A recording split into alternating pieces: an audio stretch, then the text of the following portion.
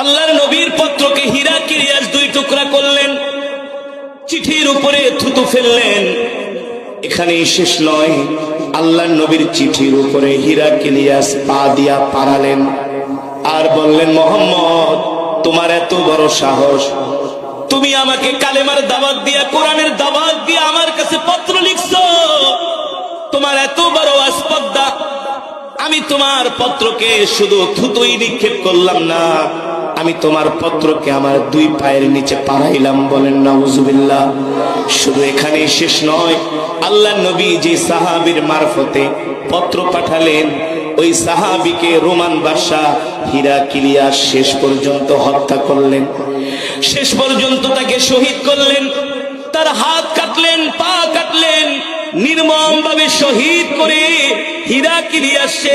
Heraclius আল্লাহর পয়গম্বরের সাহাবী আব্দুল্লাহ